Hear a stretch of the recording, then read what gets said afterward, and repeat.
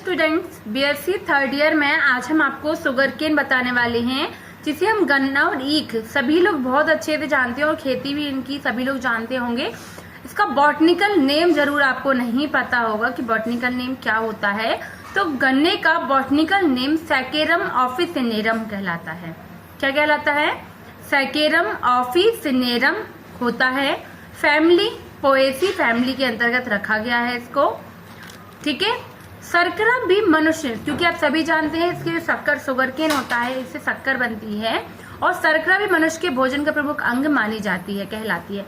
ये शरीर में ऊर्जा उत्पन्न का कार्य करती है एवं औद्योगिक रसायन कहा जाता है। इस प्रकार सा औद्योगिक रसायन इसको कहा जाता है शर्करा को, और इसमें 10,000 से अधिक व्युत्पन्न ज्ञात हैं।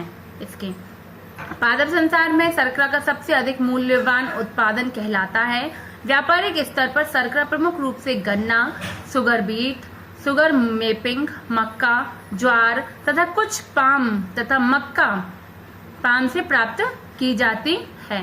सभी में सुक्रोज होता है। क्या होता है इनमें? सुक्रोज पाया जाता है इनमें। ठीक है, जिससे स्वाद कैसा हो जाता है? मीठा हो जाता है। सुक्रोज के कारण मीठापन आ जाता है। गन्ना का पौधा द्विवर्षीय कैसा होता है? बाइनियल प्लांट होता है, द्विवर्षीय पौधा होता है। राइजोटोमस कहलाता है। जो क्या कहलाता है? राइजोटोमस कहलाता है। इसका वायवीय तना ठोस होता है, जिसकी लंबाई 3 से 8 मीटर तक तथा व्यास 3.8 से 6 सेमी होता है। सभी ने गन्ना देखे हैं और समूह में ये उगते हैं। और गन्ने में तने का रंग कैसा होता है? सफेद पीलापन लिए हुए अथवा हरा या लाल होता है। ठीक है। इसका छिलका मजबूत होता है। छिलका कैसा है इसका? मजबूत होता है, जिस पर रेशे वाले स्टैंड्स पाए जाते हैं। तने में 80% गन्ने का रस भरा रहता है। क्या भरा रहता है? 80% गन्ने का रस भरा रहता है, जिससे शर्करा प्राप्त की जाती है। और जिससे क्या होती है? शर्करा प्राप्त की जाती है। कल्टीवेशन कैसे किया जाता है? तो विश्व के गन्ने की खेती उष्ण कटिबंधीय तथा उपोष्ण जलवायु में की जाती है। गन्ने को सभी प्रकार की मिट्टी में उगाया जा सकता है, किंतु क्ले दोमट जहाँ पर कौन सी मिट्टी हो? जहाँ पर पानी इकट्ठा न होता हो, वो सबसे अच्छी उत्तम मिट्टी मानी जाती है। इसी फसल को अच्छी तरह से विकसित होने के लिए अधिक पानी की आवश्यकता होती है, जिसका प्रबंध सिंचाई द्वारा किया जाता है। किसके द्वारा? सिंचाई के द्वारा प्रबंध किया जाता है। और फसल के लिए 26 डिग्री सेल्सियस तापमान सर्वोत्तम माना जाता है। कौन सा? 26 डिग्री सेल्सियस तापमान सर्वोत्तम माना जाता है। इसके लिए सूर्य के प्रकाश की विशेष आवश्यकता होती है। क्या कि सूर्य के प्रकाश की आवश्यकता होती है और खाद समय समय पर दी जाती है। ठीक है। तो ये तो है कल्टीवेशन। अब हम प्रवर्धन एवं शस्य कर्तन मतलब प्रोपेगेशन एवं हार्वेस्टिंग कैसे करते हैं, तो उसकी प्रोसेस। गन्ने को कायिक प्रवर्धन द्वारा तैयार किया जाता है, मतलब वेजिटेटिव प्रोपेगेशन, जिसमें हम वेजिटेटिव पार्ट्स को बो देते हैं।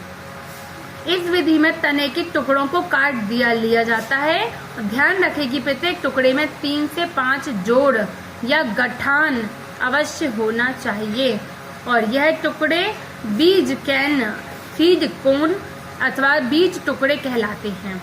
इन टुकड़ों को मिट्टी में सीधा तरह अथवा तिरछा गाड़कर फसल तैयार की जाती है। प्रत्येक टुकड़े में कलिका पाई जाती है, जिससे नया पौधा उत्पन्न होता है। फसल को बोने से पूर्व गन्ने की सफाई भली भांति कर ली जाती है और इसके बाद कटिंग लगाई जाती है। ठीक है। इसके पश्चात गन्नों की कटाई पुष्पन से पूर्व की जाती है। बड़ी बड़ी मशीनों द्वारा गन्ने के पौधों को जमीन से ऊपर काटा जाता है। इसके पश्चात इनकी पत्तियों को पृथक करके फैक्ट्रीज में भेजा जाता है। ठीक है। अब क्या करेंगे? शर्करा उत्पादन के लिए तो बहुत जल्दी ग्लूकोज एवं फ्रक्टोज में परिवर्तित हो जाती है। शर्करा बहुत जल्दी फ्रक्टोज और ग्लूकोज में परिवर्तित होने लगती है। अतः गन्ने को कटाई के तुरंत बाद शुगर मिल में भेज दिया जाता है। गन्ने से चीनी प्राप्त करने के लिए निम्नलिखित विधियां अपनाई जाती हैं। रस निष्कर्षण, पहले रस को निकालना, रस निष्कर्षण विधि। फिर रस का शुद्धिकरण की विधि, उसको शुद्ध करने की। फिर मलोत्सर्गकरण, जिसमें डिफेक्शन की विधि कहलाती है।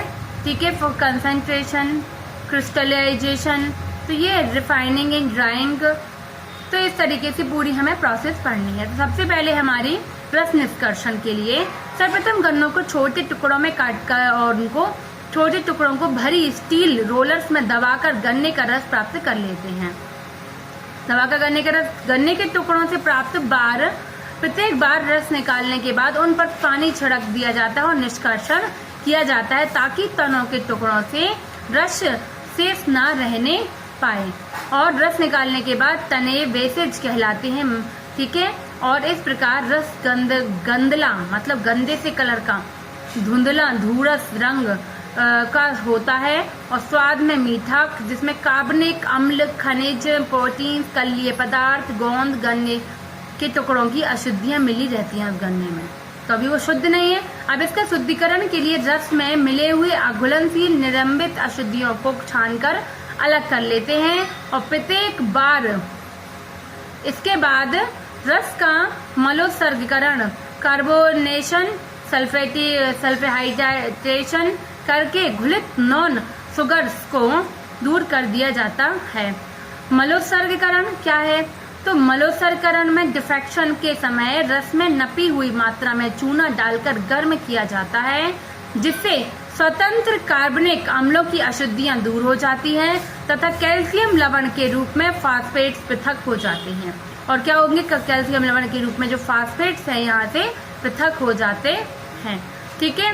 और कैनवास द्वारा छानकर अवक्षेपित कैल्शियम लवण तथा मल्फेन पृथक कर लिए जाते हैं। कार्बोनेशन के लिए छने हुए ब्रश बड़े बड़े टैंकों में भरकर CO2 द्वारा उपचारित करते हैं, जिससे CaCO3 के रूप में कैल्शियम की अधिक मात्रा पृथक हो जाती है तथा कैल्शियम सुक्रेट का विघटन घुलनशील काली शर्करा में हो जाता है। सल्फिटेशन के समय छना हुआ CO2 युक्त रस को SO2 द्वारा उपचारित किया जाता है, जिससे चूना पूर्णतः उदासीन हो जाता है और कैल्शियम सुक्रेट का विघटन हो जाता है। तो ये प्रोसेस समझ में आ रही है आपको? छानना कर लिया, शुद्धिकरण करा लिया, मलोत्सर्जन के लिए टैंकों में भर लिया, कैनवास कर लिया और मल्फेन से पृथक कर लिया कैल्शियम लवण से, फिर उसके कार्बोनेशन से छने हुए बड़े टैंकों में भरकर CO2 द्वारा उपचारित कर लिया इन्होंने, फिर CaCO3 के रूप में इन्हें कैल्शियम अधिक मात्रा में पृथक करा लिया। कैल्शियम सुक्रेट का विघटन घुलनशील काली शर्करा में हो जाता है और घुलनशील, ये बता दी प्रोसेस आपने, CO2 युक्त SO2 द्वारा उपचारित भी हमने इनको कर लिया है, ठीक है। अब क्या करना है? कैल्शियम सुक्रेट का विघटन हो जाता है। अब हमें करना है सांद्रीकरण और मड़भीकरण मतलब क्रिस्टलाइजेशन। तो शुद्ध किए हुए रस को कम दाब पर उबाला जाता है, जिससे वाष्पन होता है और गाढ़ा शरबत बन जाता है। इसे वैक्यूम पैन में इतना उबाला जाता है कि रवे बनने लगते हैं। क्या होंगे? रवे बनने लगेंगे और इस प्रकार गाढ़ा चाशनी बन जाती है। इससे शर्करा के रवे पृथक होने लगते हैं। चीनी के इन रवों को धीरे को दूसरे टैंक में घुमाया जाता है। अंत में इसमें क्या होता है? सेंट्रीफ्यूगेशन मशीन में डालकर घुमाया जाता है और जिससे शर्करा सिरे से पृथक हो जाती है। यह क्रिया 3 से 4 बार की जाती है। सेंट्रीफ्यूगेशन की गई शर्करा लाल रंग की होती है, जिसमें 95% सुक्रोज होता है। इसे फिर शुद्ध किया जाता है। रवों का शुद्धिकरण एवं सुखाना। तो इस प्रकार रॉ शर्करा को पुनः गर्म पानी में घोलकर डाइएटोमियस मिट्टी डालकर निलंबित अशुद्धियों को दूर करते हैं। इस घोल को कार्बन ब्लैक द्वारा रंगहीन बनाया जाता है और साफ शरबत से शुद्ध चीनी के रवे प्राप्त किए जाते हैं, ठीक है। और शुद्ध करने वाली मशीनों की सहायता से चीनी के शुष्क रवे प्राप्त किए जाते हैं। भारत में गन्ने के रस को आग के ऊपर लोहे के बर्तनों में 118 से 120 डिग्री सेल्सियस पर गर्म करके वाष्पीकृत किया जाता है। जब यह रस काफी गाढ़ा हो जाता है तो इसे लकड़ी के नादों में डालकर ठंडा कर लिया जाता है, जिससे गुड़ प्राप्त किया जाता है, ठीक है। तो ये तो हो गई इसकी बात। और इसका हम महत्व भी होता है उत्पादों का महत्व। तो इसका आर्थिक महत्व बहुत ज्यादा है। सॉफ्ट ड्रिंक्स, कन्फेक्शनरी, आइसक्रीम्स, अल्कोहली पेय पदार्थ, है ना। चॉकलेट्स वगैरह में भी यूजेस होता है, और घर में कई मिठाइयाँ स्वीट्स बनते हैं जो अल्कोहल, सिरका, ग्लिसरॉल, लैक्टिक अम्ल, सिट्रिक अम्ल, मोनोसेक्राइड, ग्लूकोज, तो इन सभी में भी इनका काफी यूज होता है। मोम, पॉलिश, कॉस्मेटिक्स, कार्बन पेपर, उर्वरक, फर्टिलाइजेशन, CaNO2+P प्रचुर मात्रा। तो इस प्रकार से ये सभी जगह पर क्या होता है, यूज होता है। हेयर टॉनिक्स, तो आप इनका एक आर्थिक इकोनॉमिक इम्पोर्टेंस भी आप लिख सकती हैं। ठीक है, तो आज के लिए इतना ही। नेक्स्ट वीडियो में मैं आपको इसकी आगे की प्रोसेस बताऊंगी। Thank you.